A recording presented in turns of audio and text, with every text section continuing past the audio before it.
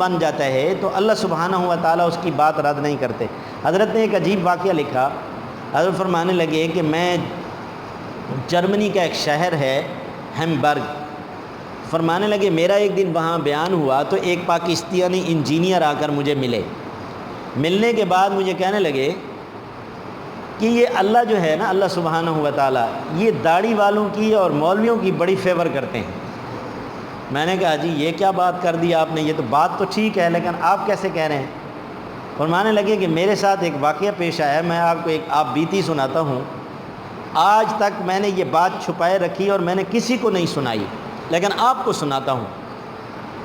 کہتے ہیں ہماری نشست کے بعد ہی اس نے یہ بات کی کہ اللہ داڑھی والوں کی اور نیک لوگوں کی بڑی فیور کرتے ہیں، بلکہ فرمایا کہ قوانین سے بھی ہٹ کر فیور کرتے ہیں۔ اللہ کے لیے تو کوئی قوانین نہیں ہے، نہ اللہ کسی بات کے مکلف ہیں۔ میں نے کہا بتائیں تو صحیح کیسی فیور کرتے ہیں؟ کہنے لگا کہ میں یہاں ایک جرمن فیکٹری ہے وہاں انجینئر ہوں، ہم بہت سارے ساتھی یہاں کام کرتے ہیں۔ یہاں ایک جرمن لڑکی ہے وہ بھی انجینئر ہے اور وہ انتہائی خوبصورت ہے، کیونکہ وہاں پردے نام کی تو کوئی چیز نہیں ہے۔ فرمایا وہ ہمارے آفس میں کام کرتی ہے اور اسے حسن کی ملکہ کہتے ہیں سارے، اپنے اندر کی حضرت کو بات بتا رہا تھا۔ کہنے لگے سارے جتنے ہم سٹاف کے لوگ کام کرتے ہیں سارے اس سے متمنی ہیں کہ یہ ہماری شادی اس سے ہو جائے اور ہمارا اس سے تعلق بن جائے۔ اس کا اتنا روب اور وہ تیز ہے کہ ایک سے دوسرے کو بات نہیں کرنے دیتی، ایک بات سے دوسری بات نہیں کرنے دیتی۔ سارے جو ہے جب بھی ہم، کہنے لگا حضرت کو اپنی بیتی سنا رہا تھا، جب بھی ہم اکیلے بیٹھتے ہیں تو بس اسی کا ہی ٹاپک چھیڑتے رہتے ہیں کہ یہ کس کے قسمت میں آئے گی، کس سے اس کا نکاح ہوگا، اتنی خوبصورت ہے۔ تو کہنے لگے ایک دن سارے میس ہال میں کھانا کھانے کے لیے گئے تو میں نہ گیا، تو واپسی پر اس نے مجھ سے پوچھا کہ آج آپ نے کھانا نہیں کھایا؟ تو میں نے جواب میں کہا جی میں نے کھانا نہیں کھانا، آج میں نے کھانا نہیں کھانا۔ تو اس نے دوسری بات بھی کر لی کہ آپ کی طبیعت ٹھیک ہے؟ میں نے کہا کہ طبیعت تو میری ٹھیک ہے، آج ہمارا رمضان المبارک کا مہینہ شروع ہو گیا ہے اور آج مجھے روزہ ہے۔ کہنے لگے کہ جب میں نے یہ بات کی تو اس نے مجھ سے اور کویسچن سوال کیا کہ یہ روزہ کیا ہے؟ میں نے کہا یہ ہمارے اسلامی شعائر میں ہے، مسلمان روزہ رکھتے ہیں، ایک مہینے میں ہمارے روزے ہوتے ہیں۔ تو وہ روزے کے بارے میں مجھ سے مسائل پوچھ رہی تھی، میں تو ویسے ہی اس سے بات کرنا چاہتا تھا، حضرت کو اپنی اندر کی بات بتائی تو میں اس کو روزے کے سارے مسائل بتا رہا تھا کہ میری بات لمبی ہو۔ پھر اس نے مجھے کہا کہ مجھے اسلام کی باتوں سے بڑی دلچسپی پیدا ہوئی ہے، کوئی آپ مجھے کسی آپ کے عالم ہیں، کوئی آپ کے جو بڑے ہوں؟ میں نے پھر اس کو ایک اسلامی سینٹر میں ایک مولانا صاحب کا رابطہ نمبر دیا جہاں ہم نماز پڑھنے کے لیے جاتے تھے، کبھی کبھار جمعہ کے لیے بھی جاتے، نماز کے لیے بھی جاتے۔ تو کہتے ہیں کچھ دنوں کے بعد وہ آفس میں آئی، وہاں فیکٹری میں آئی تو کہنے لگی کہ الحمدللہ جس عالم کا آپ نے مجھے رابطہ نمبر دیا تھا میرا ان سے مسلسل رابطہ رہا، میں دینی مسائل ان سے پوچھتی رہی تو میں ان کے ہاتھ پر کلمہ پڑھ کے مسلمان ہو چکی ہوں۔ کہتے ہیں میرے تو وارے نہارے ہو گئے، میں نے کہا اب تو یہ میری ہو گئی ہے، باقی تو سارے غیر مسلم ہیں، میں مسلمان ہوں تو اب تو یہ میری بیوی بن کے رہے گی۔ کہنے لگے لوگوں کو رات کو خواب آتے تھے، مجھے دن کو خواب آتے تھے، میں بیٹھے بیٹھتے سوچتا رہتا تھا کہ اب تو یہ میری بیوی ہوگی، ہم ایسی لائف گزاریں گے، ایسے رہیں گے۔ بڑا میں خوش پھرتا تھا کہ اب میں ہی اکیلا مسلمان ہوں، اس میدان میں میں اکیلا کھلاڑی ہوں کیونکہ میں مسلمان ہوں اور یہ لامحالہ مسلمان ہو گئی ہے تو مسلمان سے شادی کرے گی۔ کہتے ہیں کچھ دن کے بعد چھٹیاں آ گئی دسمبر کی چھٹیاں، وہ غیر مسلم تھی، ساحل سمندر گزارنے جاتی تھی۔ اب میں نے اسے کہا کہ اب تو آپ مسلمان ہو چکی ہو تو آپ ساحل سمندر کیسے جاؤ گی؟ تو اس نے کہا جی میں نے وہاں نہیں جانا، میں کسی اسلامی ملک میں جاؤں گی اور میں نے یہ سوچا ہوا ہے میں ترکی جاؤں گی۔ میں پاکستان کا رہنے والا تھا، میں نے کہا ترکی بھی مسلمان ملک ہے لیکن اس سے کہیں زیادہ پاکستان ہے، پاکستان میں بڑے مدارس ہیں، بڑے علماء ہیں، بڑی مساجد ہیں، تو میں اس کا ذہن بناتا رہا یہ کسی طریقے سے پاکستان چلی جائے۔ تو چلو اس نے کہا کہ میں سوچتی ہوں پھر میں پاکستان جاؤں گی۔ تو میں نے اسے کہا کہ آپ میرے ساتھ جائیں، ہمارا وہاں گھر ہے، میری ماں ہے، میری بہن ہے، ہمارا وہاں کاروبار ہے۔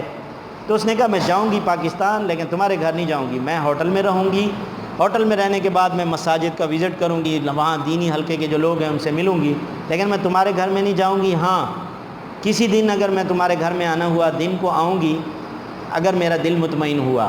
چلو میں نے کہا یہ پاکستان تو آئے۔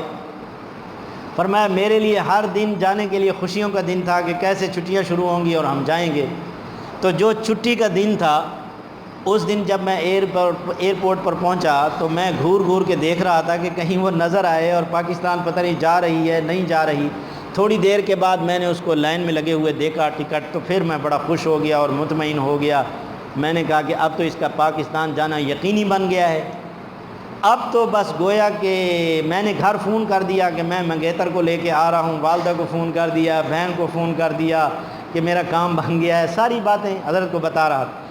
کہنے لگا کہ جب ہم پاکستان میں اترے تو ہوٹل والی گاڑی اس کو لینے کے لیے آئی ہوئی تھی۔ اس نے کہا اب تو میں تھکی ہوئی ہوں، ہوٹل میں جا کے آرام کروں گی، تم دوسرے دن اپنی بہن کو اور والدہ کو لے کے یہاں ہوٹل میں آ جانا، اگر میرا دل مطمئن ہوا تو میں تمہارے گھر میں رہوں گی۔ کہنے لگا میرے دل میں آیا کہ ہمارا یہاں شو روم بھی ہے، کروڑوں کا کاروبار ہے، ڈیفنس میں کوٹھی ہے، جیسے یہ ہمارے ماحول کو دیکھے گی تو یہ فوراً کہے گی بس میں تمہارے ساتھ شادی کرتی ہوں اور یہ میری بیوی بن جائے گی۔ کہنے لگا ادھر میں نے ماں کو بہن کو لے کے وہاں پہنچا، میری ماں اسے گھر لے آئی کہ آپ ہمارے گھر کا ماحول دیکھیں، ہوٹلوں میں کھانے ٹھیک نہیں ہوتے، حلال کھانا گھروں میں ملتا ہے۔ بڑی اس کو باتیں سنائی، عجیب عجیب ڈشوں کے نام لیے کہ ہم چائنیز ڈش بنا لیتے ہیں جس سے لوگوں کے منہ میں بھی رال ٹپکنے لگتی ہے، بھوکے آدمی کے دل میں تو ویسے بات آ جاتی ہے۔ کہتے اس کو تیار کر کے گھر لے آئے، گھر کا اس نے ماحول دیکھا تو وہ رہنے کے لیے یہاں تیار ہو گئی کہ یہاں عورتیں ہیں تو میری عزت کا کوئی مسئلہ نہیں ہے تو میں یہاں رہ سکتی ہوں۔ تو پھر ہم کہنے لگے کہ اپنے مقصد پر آئے تو میری ماں نے اس کو بیٹی بنا لیا، میری بہن نے اس کو سہیلی بنا لیا۔ اب کرتے کراتے میری ماں نے یہ بات اس کے سامنے رکھ دی کہ میرا بیٹا بھی انجینئر ہے، تم بھی انجینئر ہو، ایک ہی فیکٹری میں تم کام کرتے ہو، کیسی اچھی بات ہے کہ تم دونوں میاں بیوی بن کے زندگی گزارو۔ تو وہ فوراً کہنے لگی کہ میں ذہنی طور پر تیار نہیں۔ کہنے لگا میں پریشان ہو گیا، عجیب عجیب مجھے خیال آئے، پتہ نہیں یہ کس وجہ سے انکار کر رہی۔ تو میں نے ماں کو کہا لڑکی اچھی ہے، چلو یہ میرے لیے تیار نہیں ہے تو میرے اور بھی تو 2 بھائی پڑھے لکھے ہیں، خوبصورت بھی ہیں، تو آپ ان کا رشتہ پیش کریں۔ تو میری ماں نے 2-4 دن کے بعد وہ رشتہ پیش کیا تو اس نے کہا جی میں ان سے رشتہ نہیں کرنا چاہتا، ابھی میں کسی سے بھی نہیں رشتہ کرنا چاہتی۔ کہنے لگا جو بات ہم مقصد کی کرنا چاہتے ہیں۔ کچھ دن کے بعد کہنے لگا میرا ایک چچا تبلیغی جماعت میں ہے، اس کا ایک بیٹا عالم ہے، جامعہ اشرفیہ سے، لاہور والے مدرسے سے اس نے عالم کا کورس کیا، انتہائی صوفی تبلیغی آدمی ہے۔ ہماری فیملی میں ہمارا چچا ہی مالی طور پر انتہائی کمزور تھا، دال ساگ گھر میں پکتا تھا، بس ان کو 24 گھنٹے یہ تبلیغ کے خیالات رہتے تھے، بیٹے کو بھی عالم بنایا۔ کہنے لگا میری بدقسمتی کہ وہ میرا کزن جو ہے چچا کا بیٹا، وہ صوفی عالم، وہ میری ماں کو کچھ دینے کے لیے ہمارے گھر آیا۔ تو اس جرمن لڑکی نے پوچھا یہ کون ہے؟ میری ماں بتا بیٹھی کہ یہ میرے دیور کا بیٹا ہے۔ تو اس نے کہا کہ یہ کیا کرتا ہے؟ اس نے کہا جی یہ عالم ہے۔ تو اس نے کہا جی میں اس سے کوئی دینی سوال کر سکتی ہوں؟ میں نے کہا جی آپ پوچھیں۔ اس کو میں نے کہا جی، اس نے کہا میں عورت سے بات ہی نہیں کرتا۔ بڑی محنت کی کہ یہ دور سے آئی ہے، آپ اس سے کوئی بات کر لو۔ تو اس نے منہ اور طرف اور بات کی، اس سے کوئی دینی مسئلے اس نے پوچھے۔ خیر اس نے، وہ عالم تھا، بڑی تسلی بخش جواب دیا تو بڑی مطمئن ہوئی، کہنے لگی کہ آپ مجھے نمبر دے سکتے ہیں، میں دینی مسائل ہی پوچھوں گی۔ تو اس نے نمبر دے دیا۔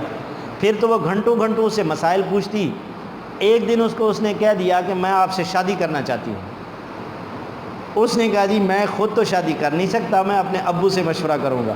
یہ بات مجھ تک بھی پہنچی، میں دعائیں مانگ رہا تھا کہ اس کا ابو انکار کر دے تاکہ ہمارا کام بنے بھائیوں میں سے کسی کا۔